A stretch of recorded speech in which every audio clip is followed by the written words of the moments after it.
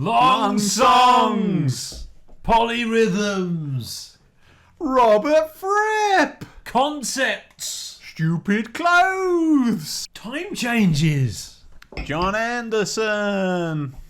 John Anderson isn't that good, is he? No. They broke new ground. Pretentious twaddle. Autobiography of a yogi. Remember that? I clapped and I clapped when I heard it. Dinner's ready. Prog rock. So yeah, it's Marillion. This is Misplaced Childhood. This is their third album. There it is, the third Marillion album. Fish says he saw in the corner of his eye, he saw a child wearing a whatever that is, marching band outfit, just in the corner, and then he disappeared. It might have been the acid, but I don't think that's true at all. I don't think so. I mean, and a concept album about growing up is really obvious. It's a good idea, but really, really obvious. There's parallels with The Wall, but as with all of things like this, that you don't want to do. If you start making that parallel with this best music in the world, it's never gonna. You need to let it stand on its own. And it's certainly not. Although it was inspired by acid, the music isn't acid music at all. It's not anything like that. As I said last week, I can't get into Marillion. The first album it's just there. The songs play, and I don't know why. It is 80s, but I should really like it. I'm good with neo prog usually, with the good stuff. And this one, I actually really like this one. This is the first one I bought. I bought this one a long time ago. I was thinking it was a shame that the HMV sticker, doesn't have a year on it. Well, this is the remaster from 1998, so it's later than that. And there's a copyright 2000. There's one quite recently, isn't there? There's a 2017 remaster. I think so. Probably. I don't know. and that was the point when I thought, oh yeah, I like Marillion. I'll go back to them later. But when I did, I couldn't get into them at all. So that was kind of the end of that. And then I haven't listened to that since then. But it is slightly embarrassing because this is the one with the famous singles on it. So I have failed at prog. Yeah. So concept album, Fish's Childhood. That is Fish as a child, and it's about saying goodbye to your past and growing up and all that kind of stuff. Yeah, so something we've always differed on is how about vocals matching music, and you see the music has and the vocals on the music and the lyrics and the concept. It should naturally fit together, and I don't believe in that. I think there's a lot of synchronicity, and people write some music and then put some words on it, and it just okay, I see that happening. This contradicts that because this is so cohesive and it works as one thing. The music matches the vocals and all that stuff in the way that just as Tia doesn't. So that contradicts that. It's all about the fact that it fits. It's been hung on something. It's a concept. It's a proper concept album consistently all the way through. So the music has something to hang on. The good music, there's a reason to listen to the good music. Parallels with Dark Side, and then in its obviousness, but also its nice roundiness, and also The Wall a little bit, and it's a nice rounded ending as well. It really does. It's a regret. I mean, there is a thing called bittersweet, but it's okay. It's all okay, man. We're grown up now. It's fine. Sounds like Marillion. Yeah. Marillion are actually a good band. They are. Yeah. I've got to say now. All the right notes are on here. They're very good at picking the right notes to play and playing them. There is practically nothing to criticise about it. It is a well put together proggy concept album, which I think if there is an issue, that's where it is. The fact that it's so easy to sort of place as a proggy album is because it does arc back to Genesis, and we're going to end up saying, well, I'm going to end up saying a lot of stuff that we said last week. I'm not indifferent to it. I was quite indifferent to Justice Tier. This is better than Justice Tier. I do find myself more engaged with it. I am more interested in what's actually playing and listening to it. but I'm not that excited by it. And I think the reason for that is, again, because the thing it misses from Genesis are those moments. Yeah, it needs those sort of standout moments that make you want to go back and go, I want to listen to that again. Yes, everything's smoothed over. Yeah, that's very an 80s thing, isn't it? You don't want the big. I actually think you go on the I do see the Pink Floyd connection actually with the concepts. It's like comic book Pink Floyd. Yeah. This and the next album, I would say this is probably more Dark Side. The next album's probably more The Wall. Mm-hmm. The next album takes a slightly darker concept, which I actually think is a better album than this one. I ended up listening to it because I ended up listening to the wrong album, but there you go. Well, yeah, someone said, "Is it Clutching at Straws we're doing?" I said, "No, it's that's why we're reviewing Marillion." So listen to both of them. And actually, I think the next album's a better album. But this is their big one, isn't it? This is a sort of it's a famous one. Yeah. I've never heard Clutching at Straws. So I don't know. I'll have to listen to it. So yeah, the story is about the acid trip, and obviously some people go on an acid trip and end up going on an interstellar journey with aliens to meet some kind of all-knowing being, and they're profoundly affected by it. Yeah. As they realise that we are all connected and that everyone is one, and that existence is just a charade that erects barriers between us, black or white, straight or gay, Brexit or Remain, Muslim or Christian, we are all one. Or as Siddhartha put it, I am the rock, I am the river, etc. Fish goes on an acid trip and reminisces fondly about his childhood. Remember when you were young. Which, it just feels a little bit comic booky, you know? I think you made that up. I don't think that's true about the acid trip. It does seem, it's an obvious concept for a concept. He saw this kid, and all of a sudden, the whole concept just came out in about 10 hours on this acid trip, you know? I mean, maybe.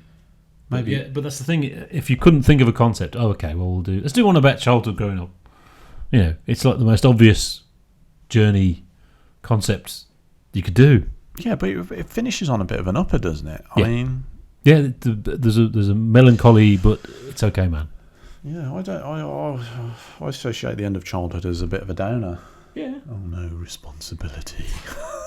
But it's okay, man. It's not that good. How the memories. But actually, what I'm doing is nitpicking, really, because it's very difficult to find anything that's specifically wrong with the album. Yeah. Because they are very good at what they do.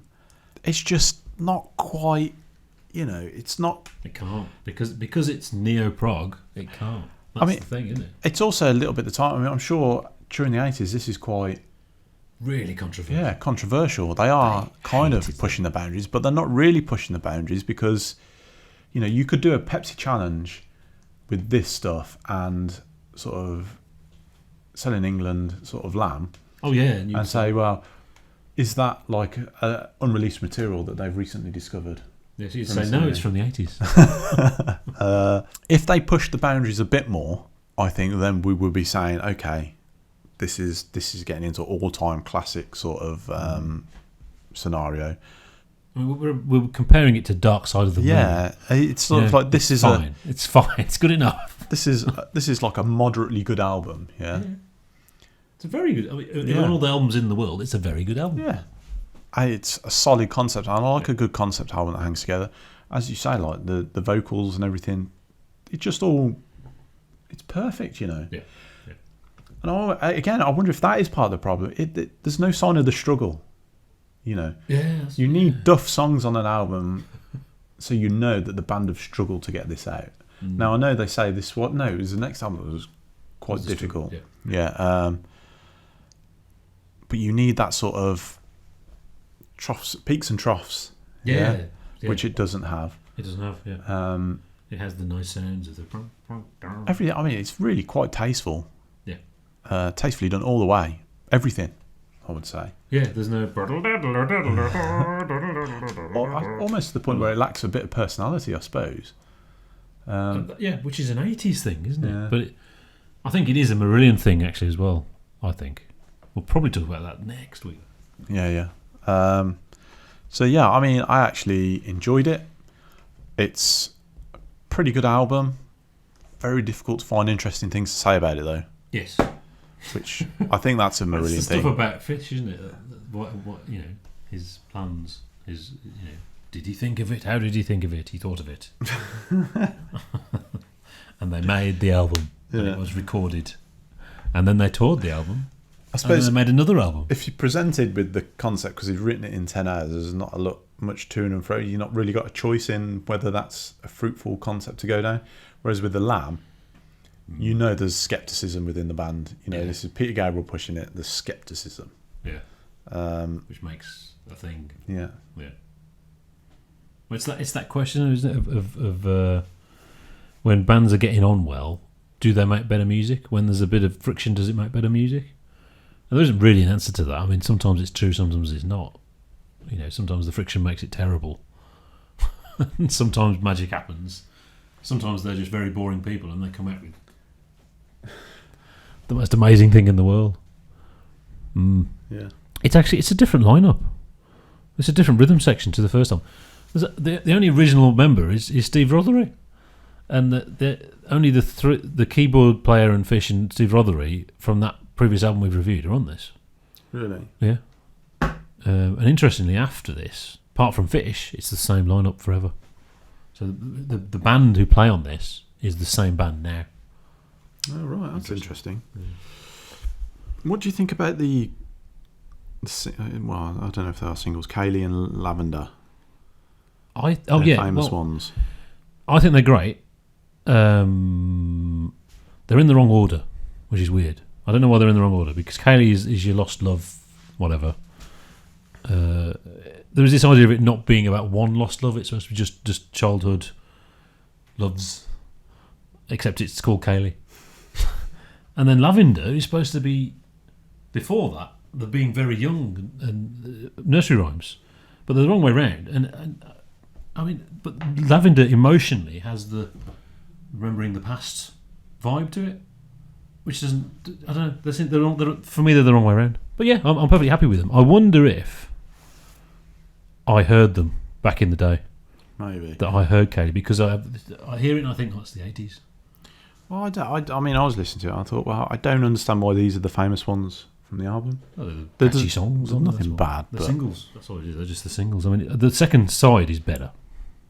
I don't know. I thought Bittersweet was really good. Heart of Lothian, good. I'll tell you what's different compared to Jester. There's atmospheric stuff on this. There's linking pieces and stuff like that. There's nothing like that on Jester. They are the compositions constructed and they're 5 minutes long. This has got little linking pieces and sound effects and that. I mean, that makes it more Floydian, but obviously it's more about atmosphere and less about trying to be a song. Yeah, apparently his girlfriend was called Kayleigh. I don't believe that either. I think that's nonsense as well. Come on. I must hide a name. I wonder if this is about me. No, it can't be. It's one word. You're Kayleigh, not Kayleigh. I'm talking about someone else entirely. Yeah, it's not very subtle, is it? And it sounds really personal. And he said he did that to stop it sounding personal. And Dark Side of the Moon would not have done that. Wish You Were Here would have done that. But that certainly helped them in the 80s. Yeah, that's what they needed to break through in the 80s to annoy everyone. Trick them. Yeah. Listed as the 6th best album of 1985 by Kerrang. That's dominating with fine praise, isn't it? Never mind. They have been described as a bridge between punk and classic progressive rock. What bollocks? There's no punk in there, is there? No. Not even a little bit. Not anything. Nothing. Nonsense. So yeah, I mean, you cannot nothing written about Marillion by journalists in the 80s has any meaning at all. You can just ignore it because it will just be a load of crap. And yeah, Fish left. Well, it's good. We've talked about Clutching at Straws because that's the last one with Fish. And it's actually it was a terrible management deal. Their manager was getting 20% of everything. Oh wow! So he would have been getting more than them. And Fish said, "Well, it's me or him," and they chose him. He chose the manager. Yeah, but they were making a lot of money. They were very successful. So maybe the argument was, well, the manager has done this for us, kind of thing. Maybe that was where they're coming from. it's interesting that they actually really fell out, but they have sort of reconciled, but there's never been a reunion, and there cannot be a reunion because of the new Marillion are a thing. I think they have sort of jammed together on encores and things like that. Fish has performed these though, hasn't he? Yeah, and he's played the whole album. Yeah. Remembering childhood. Next is Afraid of Sunlight. That's the other one I've got. That's why we're doing that one. In case you're saying, "Oh, you must do marbles or something." Yeah, and we'll talk about the internet funding and all that stuff as well in that video. Excellent. Mm-hmm. Eggs? 4 eggs. Yeah, 4 eggs. I agree. Yeah. Part of me wonders if we should have done the "what do you call a fish with no eye" joke. I don't know. What do you call a fish with no eye? Fish. Because we'll never talk about fish again. No, you must review fish. Review fish, please. Oh God. Oh, I tell you what. There is a fantastic bit of video. This was linked by one of our regulars actually, who pointed this out to me. That about early 90s, about 92, Fish is on this TV show, and Fish is saying about how the industry doesn't help new talent. You know, they throw a load of money at one album and then they just sort of dump them, and then bands never get a chance to develop, and the industry's crap, and this is awful. 90s sucks, and the kids in the audience disagreeing with him, really angry. Oh, but what about when was the last time you had some success, Fish? And he says, "I had 3 platinum albums," and then they have a vote and Fish wins. I'll link it in the description because it's awesome. We all know he was right. Yeah. You know, now you can see it.